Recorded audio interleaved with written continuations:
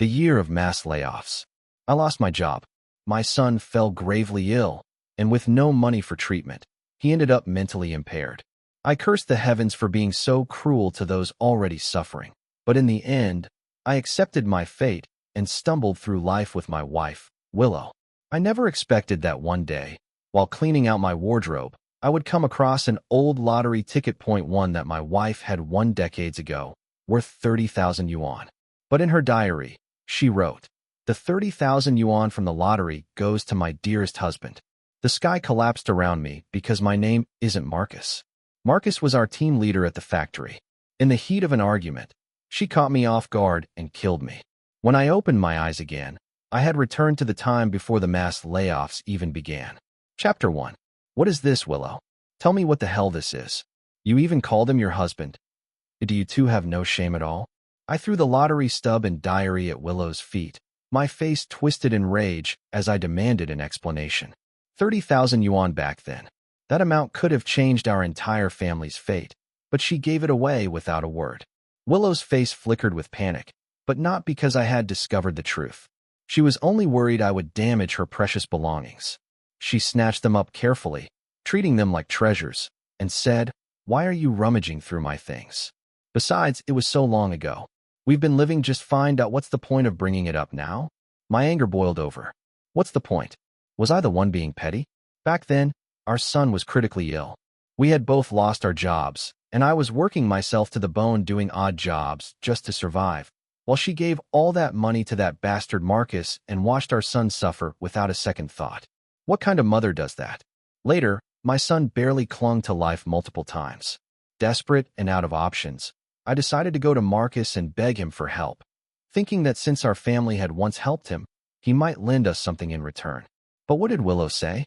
Marcus is struggling too. His wife died in childbirth, and he's drowning in debt. How could he possibly have any money to lend? Maybe our son was just meant to have this fate. Bullshit. If Willow had brought that money back home, my son wouldn't have suffered, wouldn't have ended up like that. It was never about fate, that it was about her selfishness. I roared, "Willow, do you think I don't know what's going on in that head of yours? You really believe he'd marry you, even if he got divorced 100 times? I swear, I'm going straight to Marcus. I want to see how thick his damn skin must be, living his whole life in comfort off my family's money. Doesn't he fear that when he dies and faces judgment in the underworld, the king of hell will make him pay it all back in his next life?" When I was young, my whole world revolved around Willow.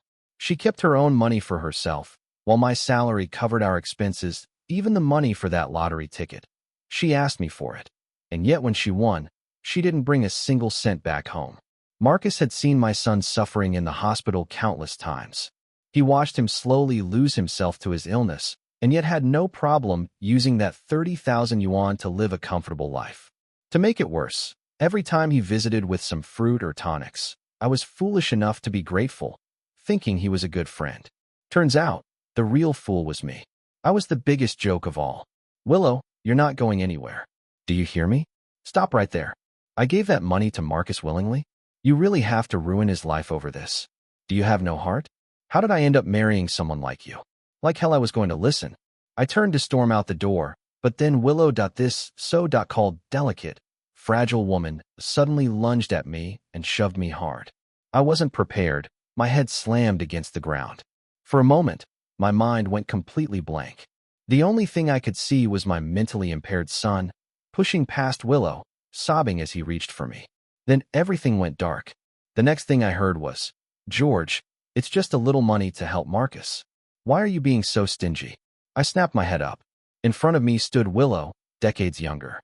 The enamel water jug, the communal dormitory, the familiar clothes. I had come back to the very beginning. Willow continued, "George, we're both factory workers with stable jobs. Marcus's wife died in childbirth, and he's drowning in debt. What's the big deal if you lend him a little money? Don't be so selfish, all right?" It all came flooding back. In my past life, this was when Marcus's wife had just passed away. He'd climbed to the rooftop of the factory, threatening to jump. Everyone had talked him down, saying they'd pull some money together to help him through this hardship. That's why Willow came back to ask me to lend him some money. I had been a fool. I actually believed Marcus was suicidal. I actually believed Willow's so-called kindness, and I handed over the money. From that moment on, my family's suffering began. Even when I died, I never got that money back. Willow was still nagging. The next second slap. I raised my hand and smacked her across the face. It felt good. She was still in shock when I slapped her again, left and right, one after the other. Divorce. You shameless, disgusting woman. How dare you crawl into another man's bed while married to me? Marrying you was the worst damn mistake of my life. Marcus wants money? Find out, let him come ask me himself. Since when does a man send another man's wife to beg her husband for money to support him? The walls in these old buildings had terrible soundproofing, but I had nothing to hide. Willow, on the other hand, did. Panicked, she lunged at me, trying to cover my mouth. Shut up. What are you saying? You're ruining my reputation. Reputation? After everything, she still cared about that. I shoved her away with a kick to the stomach, sending her sprawling onto the ground. I grabbed a fistful of her hair and slapped her again, the sound crisp and sharp. She curled up, clutching her face, too afraid to move. I glared down at her and spat. Willow, divorce. I want a divorce. I'm done with you. Chapter 2. Willow stared at me in utter disbelief. George, you want a divorce over something so trivial? If I had known you were this petty and jealous, I never would have agreed to marry you. I sneered inwardly. That weak attempt at guilt-tripping me didn't even sting as much as the words of the heartless factory bosses. With someone like her, talking was useless. The only way to shut her up was through action. Until she no longer dared to open her mouth. I didn't reply. I simply continued serving her a Wong-style beating, slap after slap. If nothing else, she was truly devoted to Marcus. Even now, after everything, she was still trying to defend him. She kept begging me not to ruin his reputation, to lend him the money. No wonder this frail little woman had been capable of killing me in my past life, all for Marcus's sake. I didn't care what she said. Every time she tried to manipulate me or argue back, I gave her another slap. I wanted to see what would break first, her stubborn mouth or my hand. Eventually, she caught on. She finally shut up, but she glared at me with pure resentment. At last, I let her go and slumped onto the floor, panting. Her voice trembled. George, you've hit me enough. Just stop. I cut her off. I'm done hitting you now. Let's talk about the divorce. Our son stays with me. The house was assigned to me by the factory, so you pack your things and leave. Willow scrambled to her feet, her face twisting with outrage. George, you're not only divorcing me, but you also want me to leave with nothing? I never knew you were so heartless. I won't agree. I won't divorce you right now. She hadn't gotten involved with Marcus yet. She hadn't won the lottery, and most importantly, our son wasn't sick yet. I had to divorce her. I had to make money. I would never let my son suffer the same fate again. Come to think of it, Willow had never contributed to our household. She blew through every penny of her salary, claiming it all went toward groceries, household items, and miscellaneous expenses. Impossible to keep track of, she always said. But in reality, who was the one paying for everything at home? It was me, handing over my entire paycheck. The more I thought about it, the angrier I got. I landed another slap across her face. Heartless? Sure, I'll be heartless. And you wasteful, shameless woman, who are you to scold me? You live off my money, eat off my money, but if I buy a pack of cigarettes, you throw a fit. Meanwhile, I have no right to ask where your money goes. Do you even have any shame? Who the hell do you think you are to say no to this divorce? I stepped forward, pressing on, my voice filled with fury. Fine, if you won't agree, let's take this to your factory. Let's ask your company workers why you show up dressed to the nines every day. Let's find out exactly where all your money has been going. Maybe the whole time, I've been the fool keeping you fed while you've been spending your salary on some pretty boy. This era wasn't like later times. Everyone in the factory knew exactly how much their company workers earned. We all lived in the same building. The neighbors all knew each other's business. If I made a scene and an investigation started, Willow wouldn't be able to talk her way out of it. And in this time, cheating, whether by a man or a woman, was disgraceful. If word got out, her chances at any factory awards or promotions would go up in smoke, and everyone who had been competing for those spots would hate her for it. I knew the mass layoffs were coming, but Willow didn't. As soon as she heard I was taking this to the factory, she wilted like a frostbitten eggplant, pathetically pleading, George, I swear there's nothing between me and Marcus. Even if you want a divorce, at least think about our child. Do you really think he wants his parents to separate? I hesitated. Before my son, Daniel, fell ill, he had been deeply attached to his mother. And after his illness, he understood nothing. I could walk away from this marriage without a second thought. But Daniel, could he really bear it? Seeing my hesitation, Willow pressed her advantage. George, a child needs his mother. You can't just. Before Willow could finish, a small voice cut through her words. Chapter 3. Dad, if you divorce Mom, I want to go with you. Daniel had appeared at the doorway without us noticing. He ran up to me, clutched onto my clothes, and repeated himself, I want to live with Dad. Dad, please divorce Mom. The moment those words left his mouth, Willow raised her hand and slapped him hard across the face. A bright red handprint swelled up on his little cheek, but his eyes remained unwavering. Tears welled up in Willow's eyes. You ungrateful brat. What did I ever do to you? How could you want your father to divorce me? I immediately pulled Daniel behind me and shoved Willow to the ground. I roared, Who the hell do you think you are to lay a hand on my son? Listen to me, Willow. If you ever dare hit him again, I won't lay a finger on you. I won't even yell at you. But first thing tomorrow, I'll make sure everyone in the factory knows about you and Marcus's dirty little secret. Her voice trembled. I have nothing to say to a man who beats his wife. Pathetic. We had been married for decades. I knew exactly what she was thinking. She wanted to run away and avoid dealing with this. Not a chance. I chuckled. Go ahead, Willow. Step out that door. The moment you do, I'm heading straight to Ginny next door for a little chat. I guarantee by morning, every single person in the factory will know all about you two filthy lovebirds. Ginny was infamous for her big mouth. Anything she knew, the whole world knew. Sure enough, after I sent Daniel back to his room, Willow was still frozen in place. She didn't dare leave. I spoke coldly. Tomorrow, we're finalizing the divorce, exactly as I said. I've already spared you some dignity. If you don't agree, I'll make sure things get ugly. It wasn't that I didn't want to drag out every last detail about our finances and leave her with nothing, but I had more urgent matters to handle. I couldn't afford to waste time. I needed to divorce Willow as soon as possible. I had to go buy that lottery ticket. Daniel's illness and the impending wave of mass layoffs had been suffocating weights on my chest for too long. Willow lowered her head. She still couldn't understand how something as simple as lending a little money to Marcus had escalated into a divorce. But my stance was firm. With no other option, she finally nodded. That night, I forced her to pack her things. She returned the bride price I had paid for her and took half of whatever household items she had brought in. The next morning, we went straight to the civil affairs office. At this time, divorce was still a simple process. As long as both parties agreed and there were no disputes over property, it could be done in no time. And just like that, I held my divorce certificate in hand. I looked at Willow one last time and said, Move your things out today. Whether you go back to your parents' house or wherever, I don't care. But you better tell Marcus. If he dares to mess with me again, I'll expose everything. Willow opened her mouth as if wanting to say something, but I was already gone. I sprinted straight to the lottery stall. When I confirmed that the winning lottery ticket was indeed among today's batch, I didn't hesitate. I slammed down most of my paycheck onto the table and declared, Boss, I just got divorced. I'm buying every single lottery ticket here today. The stall owner and the onlookers all turned to gape at me in shock. I didn't care. Under everyone's watchful eyes, I swept up the entire stack of tickets. I just got divorced, I repeated. All assets have been settled. No one's going to come after me for this. I'm celebrating. I'm buying them all. Back in these days, there were no security cameras, but that was exactly the point.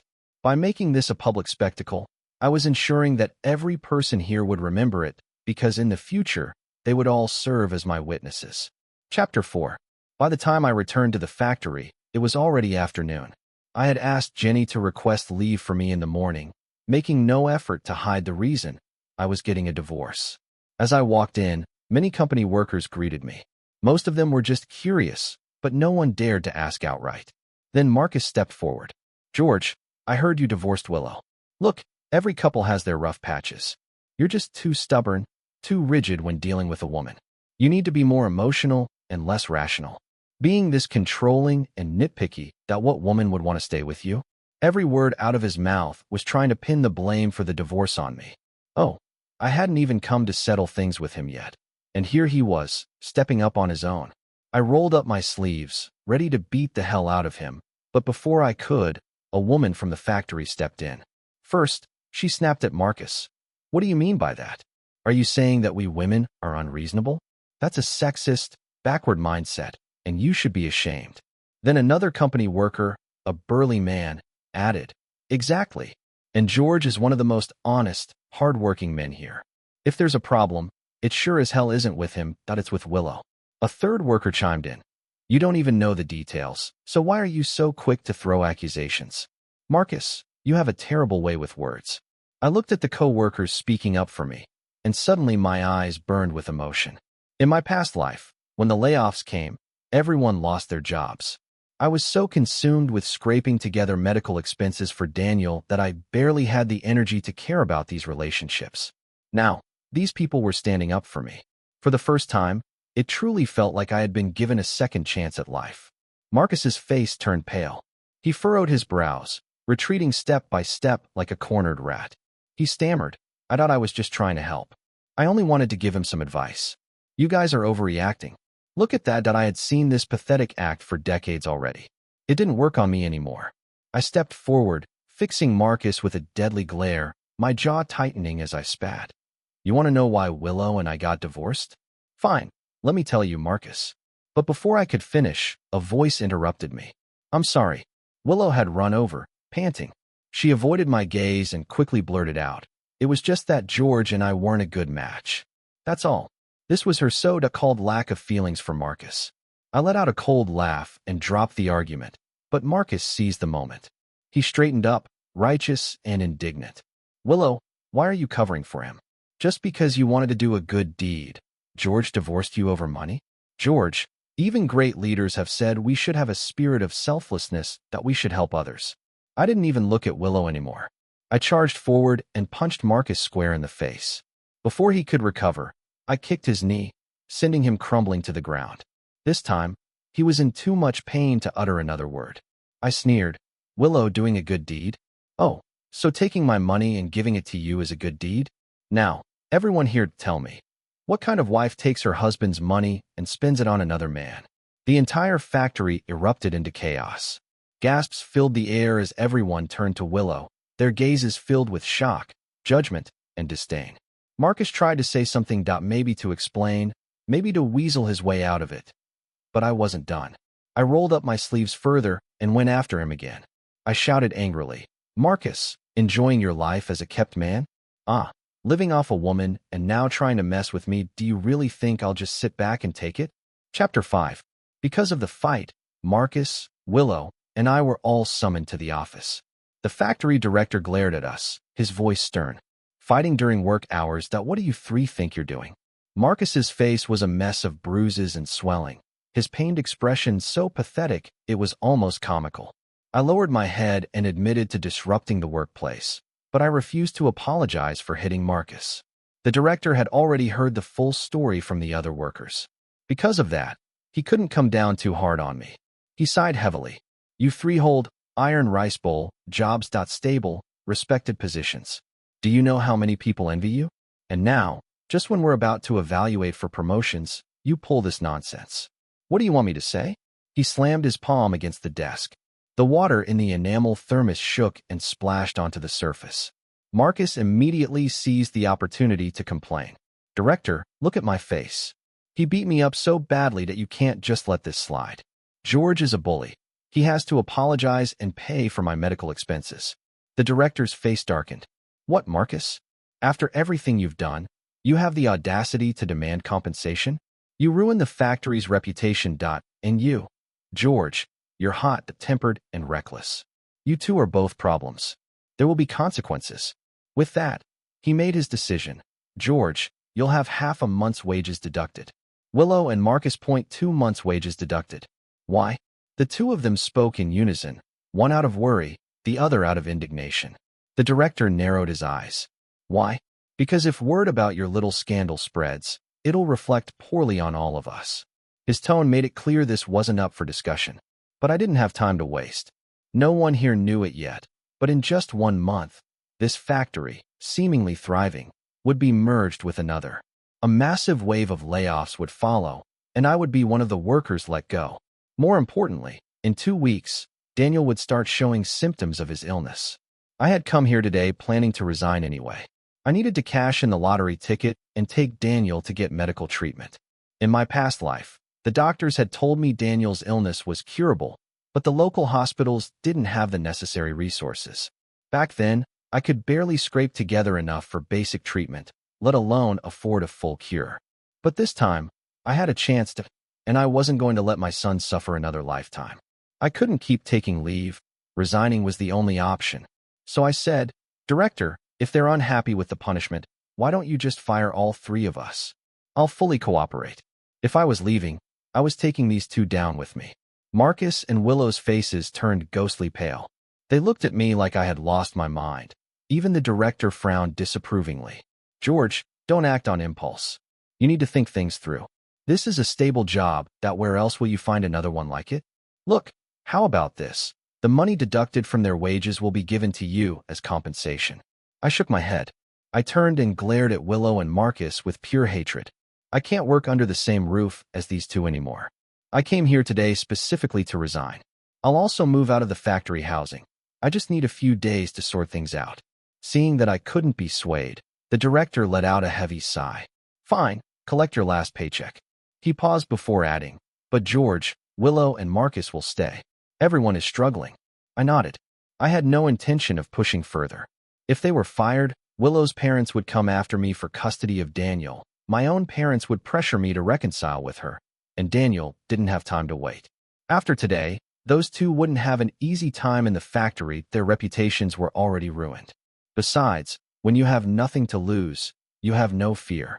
They, on the other hand, still needed this job and wouldn't dare cross me again. Chapter 6. I held Daniel's small hand tightly. "Daniel, don't be afraid that Dad will always be with you, okay?" I straightened my back. Right now, seeing a doctor was no easy task. Seeking treatment in another province required referral papers and a mountain of procedures. Daniel hadn't shown symptoms yet. If the hospital failed to diagnose anything, it would just waste more time. My mind was in chaos, but Daniel's tiny hand gripped mine firmly. "Daddy, I'm not afraid. Now that Mommy's gone, you're safe," he said. I froze and looked down at him in shock. He grinned widely and added, "I had a dream. Mommy pushed you down, and you bled a lot. Mommy is bad. I don't want her. I only want Daddy." Could it be? Had Daniel also been reborn? Maybe to him, everything that happened in our past life was just a nightmare. I nodded firmly.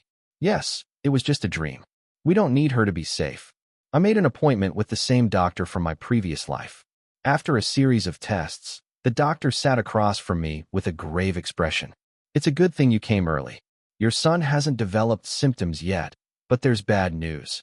Our facilities here can't treat his condition. You'll have to go to City A. City A. That meant expensive medical bills, travel costs, and accommodation expenses. Some people live their entire lives without ever leaving their province, and now I had to take Daniel to City A for treatment." The doctor sighed, but I felt like everything had been worth it. As long as there was hope, as long as Daniel could be cured, that was enough. "Doctor, we'll go to City A. Please help us with the referral paperwork." "Thank you," I said. The doctor hesitated for a moment, then nodded. He gave me detailed instructions on what to bring and what to watch out for at the hospital in City A. Every penny had to be spent wisely. When we left the hospital, I took Daniel home to prepare for the trip. Soon, word spread throughout the neighborhood. Daniel was sick, and I was taking him to City A for treatment.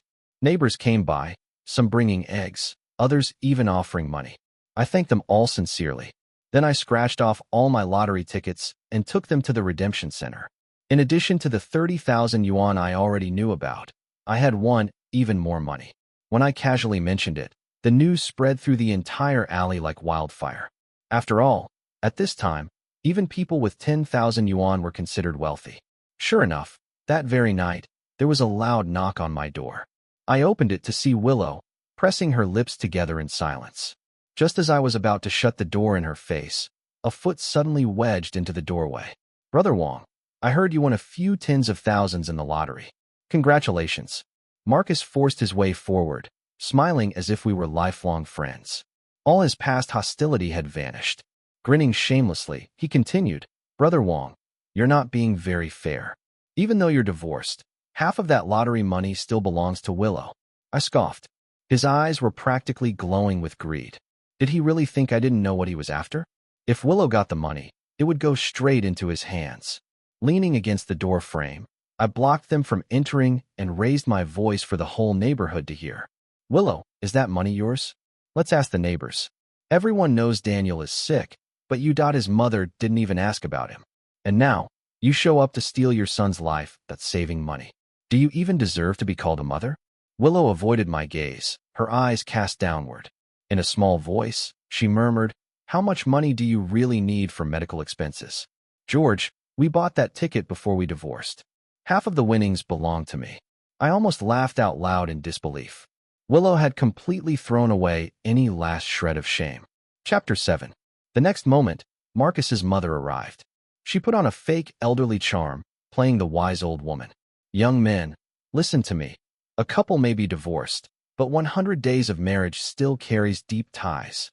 You can't possibly spend all that money alone, so why not give your wife half? Even if you can't be husband and wife, you can still be friends.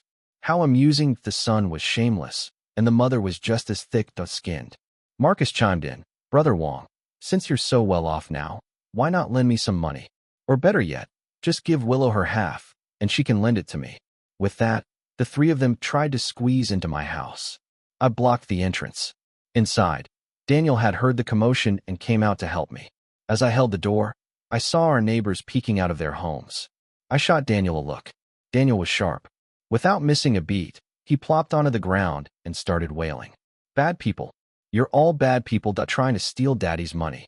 Mommy, I don't want to die. Please don't take my life saving money, Mommy. Please, I don't want to die. His voice was piercing, filled with desperation and terror.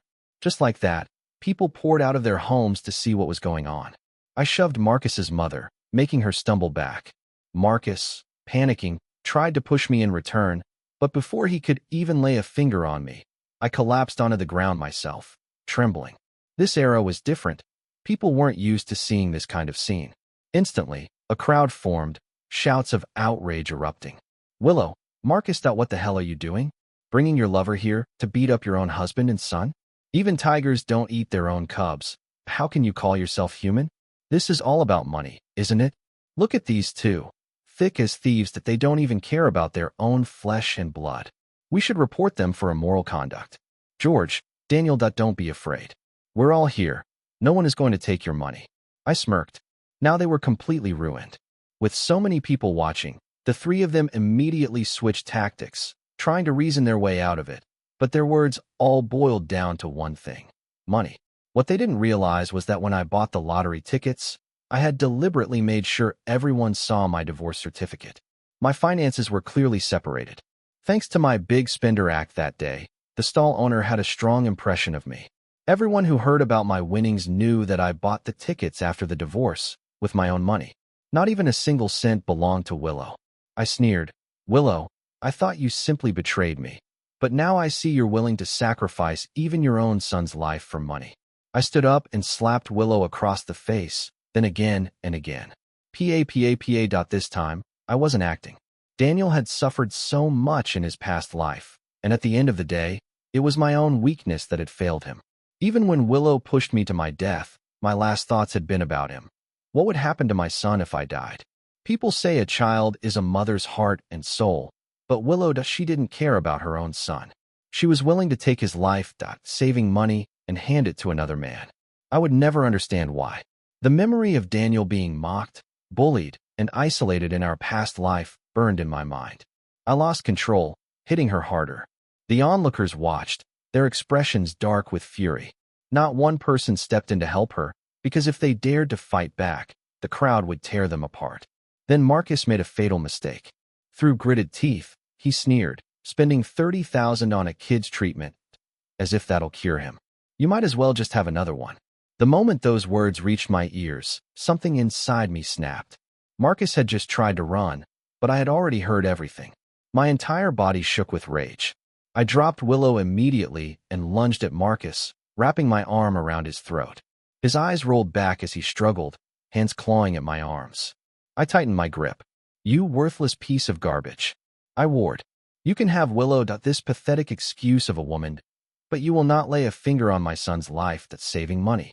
Anyone who tries to block my son from getting treatment, anyone who dares steal his money, that I will kill them. You have such a filthy mouth. Fine. Then never speak again. Marcus gasped and gagged, his face turning purple. Chapter 8. The moment the neighbors pulled me back, I let go of Marcus. He gasped for air, clutching his throat as Willow supported him. The two of them stumbled away, limping as they fled. I bid farewell to the neighbors and set off with Daniel. Daniel, still so small, leaned against me. Every time I looked down at him, he would flash me a bright smile. Far too understanding for his age, it was heartbreaking. After several days on the train, we finally arrived in City A. Daniel was successfully admitted to the hospital, and only then did half the weight on my chest lift. When the test results came back, the doctor confirmed that surgery was possible and Daniel could be cured. I couldn't hold back my tears. I grasped Daniel's little hand and said, "Daniel, be good, okay? Dad has to go out and make money, so don't run around." After making sure Daniel was settled, I took out some money and asked a neighboring patient's family to keep an eye on him while I was away. Then I left the hospital. On the train ride here, I overheard conversations about private businesses starting to emerge in big cities like City A. I had no special abilities or cheat codes, that only knowledge of the future and my target, the largest clothing wholesale market in City A.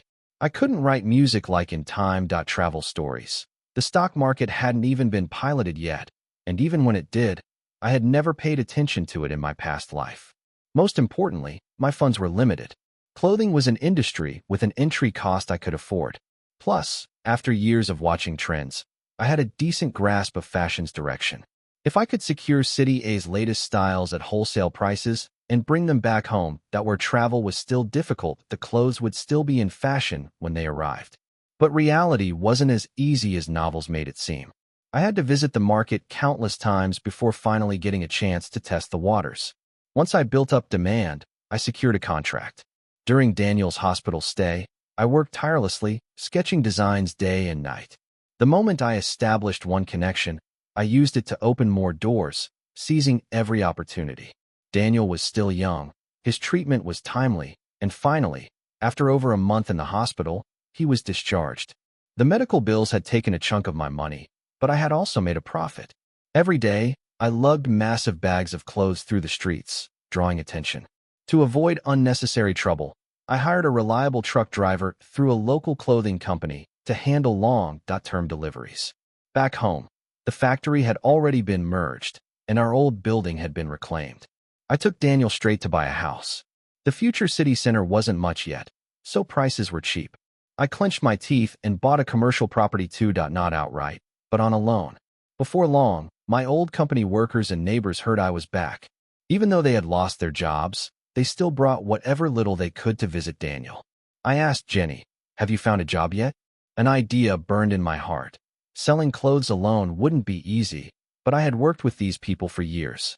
I knew their capabilities and character better than anyone. If I could hire them, I'd have reliable workers and repay their kindness. Jenny sighed and shook her head. "It's not that easy, George. Things are tough right now." I smiled. "Jenny, come work for me. Bring your son and daughter. Law too. I'll pay you this much." I held up a number, and Jenny's jaw dropped. Before she could refuse, I added, "Jenny, I rented a store. My stock will arrive in a few days. I'm not just giving you free money. I need your son to handle deliveries, your daughter. Law to be a model, and you to take her out and show off the clothes. If anyone asks, tell them where to find our shop. I trust your mouth." No matter how stylish the clothes were, they still needed promotion. And Jenny's mouth. The moment she told people the clothes came from City A, she could hype them up like they were the finest treasures. Within a few days, my tiny, unknown store had become the hottest shop in town. Chapter 9. With my shop thriving, I expanded. I submitted formal wear designs to a manufacturer under the condition that they allow me to open a branch store under my name and synchronize all clothing shipments to me. I knew that soon, others would open clothing shops too, but I used City A's reputation to cement my first-mover advantage. As the business grew, I hired even more former company workers, accountants, models, security guards. Wong Clothing became a well-known brand in town, and my heart was finally at peace. My son Daniel only needed to live a happy, healthy life. But as the saying goes, the more famous a pig, the more likely it is to get slaughtered. Willow's parents caught wind of my success and came knocking, with Willow in tow. Mrs. Liu put on her best fake motherly smile and cooed, "George, we never even knew about your divorce. I always knew you were a good son. Law, destined for great things. No matter what Willow did, she was still your first wife. You can't abandon the woman who stood by you when you were poor, right?" Her greedy eyes scanned the clothing racks as her hands fondled the fabric. She continued, "I already scolded Willow for her mistakes. Come on now, why don't you two just go and get remarried? Life will be wonderful again." Wishful thinking. Mr. Liu cleared his throat, glancing at my expression. Seeing I wasn't convinced, he shifted tactics. "George, even if you don't want Willow back, Daniel still needs his mother. How about this? Just arrange jobs for us. That way, Willow can stay close to Daniel and raise him properly."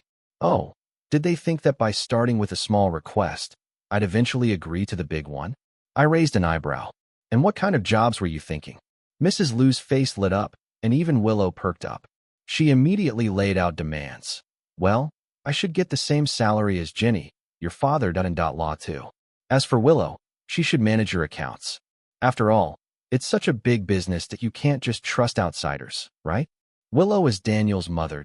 Who else would guard your fortune better than her?" I almost laughed. Jenny had been with me since day one, my top salesperson and practically the face of my brand. Did they really think they deserved the same salary? And they wanted to manage my money? What delusional fantasy was this? I chuckled. "You can have janitor jobs. Manager? Out of the question. Take it or leave it." Willow's head snapped up. "George, they're my parents. You stole my 30,000, and I didn't even say anything. Isn't it only right for you to take care of them? And besides, Daniel isn't even sick. Why are you still holding grudges?" So now she was back to claiming the money was hers. Looking at her younger self, I felt like giving her a slap. Seeing her old, I felt like unleashing 18 styles of Chinese kung fu. Between us lay a life, and death grudged, something no words could erase. I frowned. "Willow, are you insane? You dared to curse Daniel to become sick again. What kind of shameless, timing tramp are you?" Around us, my employees and former neighbors watched with strange expressions. Everyone here knew the truth. Willow had never touched a cent of that 30,000. How was it hers? And Daniel was perfectly fine. When had he ever been sick? She was spouting nonsense. With no argument left and no numbers on their side, Willow and her parents slunk away in humiliation. But I wasn't stupid. My business had boomed for a while. Why had they only just shown up? I had someone look into it, and sure enough, I found something. After our divorce, Willow had gotten together with Marcus. The two had gone to the hospital together before meeting each other's parents. It was obvious. Either they wanted my money, or Willow was pregnant with Marcus's child and looking for a fool to raise it. If this attempt failed, they'd try again. Well, since they were so madly in love, I'd make sure they were tied together forever. With money, anything was possible. After days of surveillance, I finally caught them alone together. A single fire didn't burn the house down, but it did burn their reputation to the ground. Willow tried to cover her face, but she couldn't hide her bare body. Marcus was in just as miserable a state. I clapped mockingly. Well, isn't this my ex-wife? Just a few weeks ago, you were begging me to take you back. Now you've already found a new man. A divorced woman and a lifelong bachelor. How perfect. Congratulations." Willow's face froze. This sealed their fate. Once their relationship became official, there was no way she could crawl back to me or steal my money. Last life, I had suffered. Daniel had suffered. But this time, she could rot with that freeloader Marcus and raise his child. I was going to enjoy this show. Willow panicked, grabbing my arm. "No, George. Please believe me. Marcus got me drunk and took advantage of me. I was confused. I only love you. I am your wife, Daniel's mother. Please don't leave me." Marcus's face twisted. He was a lifelong bachelor. If Willow left, he'd lose everything. He immediately pulled her back and shouted, "Willow, how dare you say that? You're already pregnant with my child. What do you mean I took advantage of you? Don't try to push the blame onto me." Willow's eyes widened in horror. She struggled desperately to break free of Marcus's grip, but in the chaos, she lost her balance and fell to the ground. "Aya!" Willow screamed, hands clutching her stomach. "My baby. My stomach. It hurts." Chapter 10. Willow was rushed to the hospital. The baby was gone. At the police station, the Liu family and Marcus's family got into a full-blown brawl. The Liu family demanded that Marcus take responsibility and marry Willow, forcing him to legally tie himself to her. And just like that, the two were officially bound together. No wedding, not even a single piece of celebratory candy. But I was satisfied. Daniel was healthy, my business grew bigger and bigger. For Daniel's education, I sent him to the best schools. Every year, I made sure he never missed a medical checkup. Who needs both parents when a mother like that was worth less than a pile of money?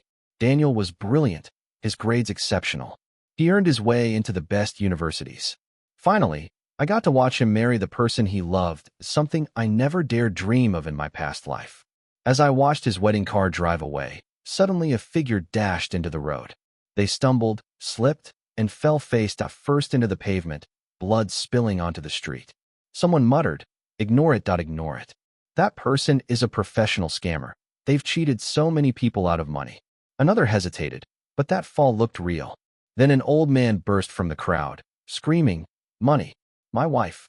You hit my wife. Pay for her medical bills." A classic fraud setup. Without hesitation, I called the police. With dashcam footage and witnesses, it had nothing to do with us. But this time, the scammer wasn't taken away by the police, they were taken away by an ambulance, because this time, the fall was real. As our car slowly drove past, I caught a glimpse of the bloodied figure lying on the ground. It was Willow. Daniel noticed my gaze. "Dad, what are you looking at?" I reached out, adjusting his suit with a calm smile. I said nothing. I was just thinking, you and your wife must be happy. As for Willow, she had no place in my son's life.